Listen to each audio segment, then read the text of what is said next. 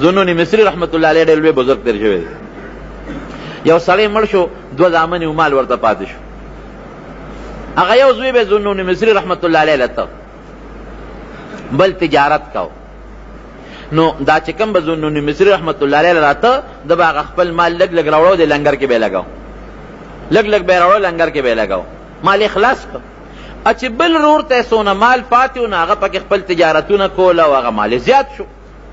نو چې دی غریب شو، نو هغه رور کره به تلي، څه قرض به یې ترې غوښتي، سوړه به یې ترې غوښتي.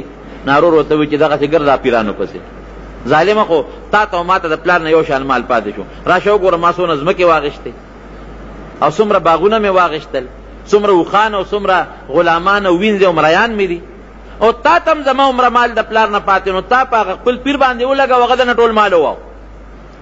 ګوره هغه د نه ټول مال وواو او غر کې کړې، لپنګ فقیر یې کړی. د دې غریب مړو وښویېده. وسوسه خو انسان نه چې کوي من الجنة والناس، الذي يوسوس في صدور الناس من الجنة والناس. نو بعضې وسوسه خو د انسان نه مچي او پیرې مچي، د ویره واقعي دا شو دا خو زما دا رور څونه مالدار دی، مال زما ور د پلار نه یو شان پاتې او زه خو لاړم برباد شم. دا مې واقعي څه وکړل؟ هغه یو ځل راغی ذوالنون مصری رحمت الله علیه ته کېناسته. نه خو صاحب کشف و ډېر لوی بزرګ دی، پوه شو کشف باندې پوه شو. ده ته وایي دې خوا راشه، یو نسخه یې ورته ولیکله. هغه زمانه کې خو دا حکیمي رواج و، نسخه یې ولیکله دا توکي ورشه لاړ شه پساري نه راوړه.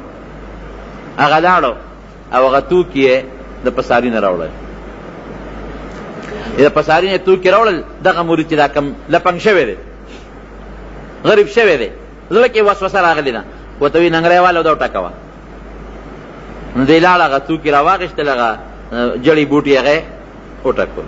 یې ویې ټکول، وایي اوس داسې وکړه دا جوله ورسره ملګري کړه، دې نه ګولۍ جوړې کړه، وړې وړې ګولۍ د تسبو دانو برابر مثلا. نو ګولۍ دې جوړې کړې. نو وایي ښه داسې وکړه اوس په دې منځ کې پکې پستن سوري وباسه، لکه تسبو د دانو کې چې کوم سوري وي، نو سوري ته وویستل. وایي راکماله. نو چې دې لاس کې ورکړل، نو د ذوالنون مصری رحمت الله علیه د لاس کې ونیول، داسې داسې یې کړل. نو ولې ورکړل؟ مې ونیسه لاس کې. د هغې نه الله تعالی هغه زمانه کې قیمتي هیرې او لال جواهرات جوړ کړل، قیمتي اعلی. وی داسې کار وکړه دا یو څه بازار ته او دا صرافانو باندې ګرځوله، دې قیمت معلوم کړه چې دا څومره پیسو دي، بیا راوړه، خرڅی به نه قیمت یې معلوم کړه، ماله راوړه. سړی حیران شو چې دا خو زما پیر صاحب باندې خو زه بدګمانه شوم، دا خو ډېر د کمال سړی دی، دا خو دا هغه توکو نه څه لوی قیمتي شی جوړ کړه چې بازار ته لاړو، دوکاندار ته یې وښودلو دا هیرې، هغه ویې یاره صاحب دا خو د دې قیمت ما سره نشته، افلان کیلې اوس چې هغه یې وړل دا څونه پیسې وړي، یاره دا خو دومره زرګاو دراهمو دنانیرو دینارونو دي، خو صاحب د دې قیمت ما سره نه برابري، که یو دانه دوتې خرڅی د زنبواله م ټول نشم اخیستی، چا باندې خرڅ کړم؟ یاره پلان کې لوی تاجر دی هغه اوس هلته یې وړه، قیمت یې معلوم کړه چې دا خو د څومره هغه زمانه کې د کروڑونو یا د میلیونو پیسو هیرې ته جوړه شوې وې، راویړې واپس. وی صاحب د دومره پیسو دي. وی ښه، وی د چټوکې کېده، ویې ټکوه، د چټوکې کېښودې او ویې ټکول میده کړې. نو تاریخ لیکي چې ذوالنون مصری رحمت الله علیه خانقاه د دریاب په غاړه وه، دریاب غاړه باندې ځان له خانقاه جوړه کړې وه. نو چې دې میده کړې وی راکړه، دریاب ته واپس وغورځولې.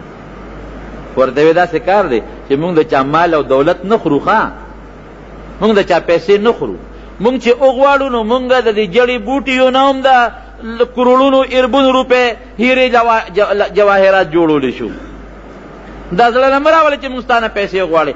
که ستا دولت د دنیا برباد شو او هلاک شو، ورور دې ډېر دولتمند دی، خو ستا الله دی د هغه الله نشته، ستا الله دی د هغه الله نشته. او واقعي وي دغه مرید چې د شپې بېګاله شپې له کور ته لاړو، نو د شپې یې د رب العالمین سره ملاقات وشو، او بیا داسې شپه په ده نه ده تېره شوې تر مرګه پورې چې هره شپه به د رب العالمین سره ملاقات نه کېده. من کان لله کان الله له. ما تېره جمعه درته ویلي زموږ امام ابو حنیفه رحمت الله علیه څومره خرچې به یې کول، امام ابو حنیفه رحمت الله علیه تېره جمعه که مخکې جمعه مې درته ویلي، څومره مالدارو، دنیا خپله راتله، او چې وفات کېده د امام ابو حنیفه رحمت الله علیه په خزانه کې 56 کروڑه درهم پراتو، 56 کروڑه درهم اوس درهم شرعي وګوره نو دغه درهم نه دی، دا د کویت او دا څه ورته وایي دا دوبی درهم نه دی، هغه قیمت کې کم دی د شرعي درهم نه. نبی کریم صلی الله علیه وسلم فرمایي ګوره زه رضا نه درته نه وایم، وایي چې څوک دنیا پسې په منډو دی دی به ذلیلی او دنیا به عزتمند دی، دی به ذلیلی دنیا به عزتمند دی. نو ما چېر دې څه مطلب نو چې سوچ مې وکړو واقعي دې ذلیله ځکه دی چې د سترګو کې هر وخت دولت دی او منډه ده او منډه ده او منډه ده دولت ګټل دي. د شپې خوب کې د دولت سوچونه، چې په ویښه کې د دولت سوچونه، او دولت عزتمند ځکه دی چې دی راوړي نو په بینکونو کې پټ ږدي او کپړې او رومالونه دې تاوی، نو دې ذلیل دی دولت عزتمند دی د هغې طلب کوي ورپسې منډه وي او ورته خوږ ښکاري ځکه خوب ورپسې قربانوي. او وایي چې څوک د الله شو که نه نو دی به عزتمند دی او دا دولت به ورته راغیم وي، حدیث کې رغم راغی ذلیل به دی به ترې منډې وي، دولت به ورله خپله را منډې وي، دی به ترې ځي، دی به عزتمندي دولت به طلب کوي. او قاری طیب صاحب رحمت الله علیه یو واقع لیکلې ده، بلکې مولانا اشرف علي تانوي رحمت الله علیه نقل کړې ده.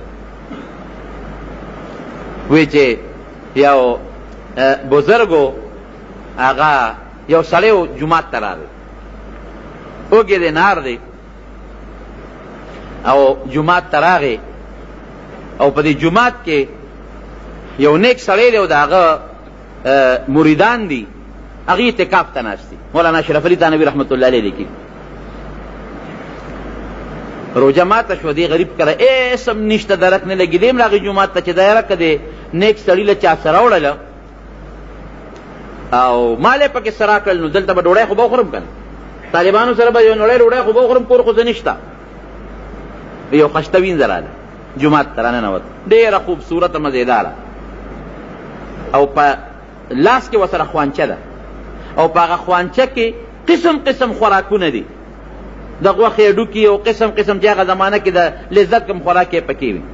وي دا وینځه راله نو هغه یو نیک سړی چې هغه اعتکاف ته ناست دی هغه ته هغه خوانچه ده هغسې په قلاره ونیوله، نو چې خوانچه یې ورته ونیوله نو هغه هډوکي راواغېسته هغه یې خوړه، خو چې هډوکي به یې وخوړه غوښه ته نو په هغه هډوکي باندې به یې د دې وینځې دا مخ وویشته، نو دا به ورته غریبه ولاړه وه نو بل هډوکي به یې راواغېسته، نو چې څنګه به یې وخوړه نو هغه هډوکي به اوچت کړه او دا وینځه به یې پرې وویشته.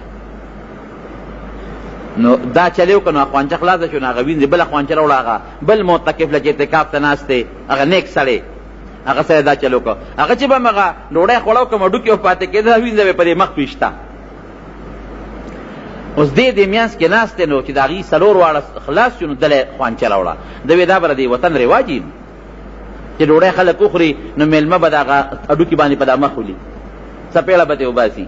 نو چې څنګه د ډوډۍ ورته خوانچه کېښوده او د هډوکي واغېسته او په خولې کې ویې خوړه، هغه هډوکي راواغېست هغه وینځې هغه مخ یې وویشته، هغې پر اوچته شوه پې سر پنځه لتې هم ترې وویستې او ډوډۍ دې اوچته کړه، ځه ویسته خدای بیخ وباسه، ما دله ډوډۍ راوړه او هډوکي خورې نو ما پیولې، نو هغه نورو چې پې ته وویشتې هغوی ته خو غږ ونه کړه، او چې ما هډوکي باندې وویشتې ما خو دا به د دې وطن رواجي چې ما پیوشته نو ما پسې د کنځل شروع کړو، خوانچه دې رانه اوچته کړه.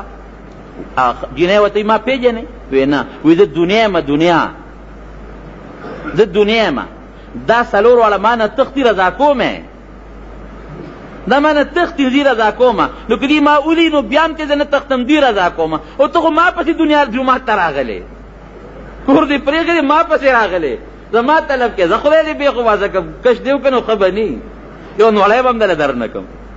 مولانا اشرف علي تانوي رحمت الله علیه لیکلي دا حقیقت دی. مثال د دنیا د سوري دی چې څومره ورپسې سوري نه چې ته ځې تا پسې به رواني، که ته ورپسې ځې راټینګولی نه شي. من کان لله کان الله له، چې ته د الله شوې الله بستی، د دنیا ژوند به د خوشحالو وي، د سکون او د اطمینان به.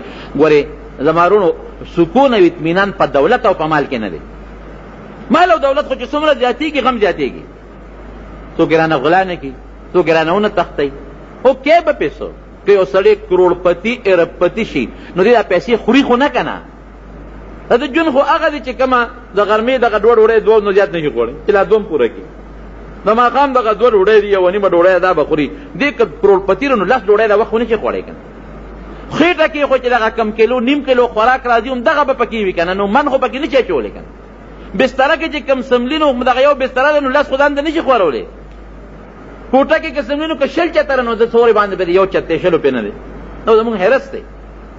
نو دا مال ټول پاتې دی. دا د دې مال فکر به دې کوي. او که ته د الله شوې که نه، قسم په الله مونږ ته د صحابو دا نمونې دغسې مخکې پرتې دي.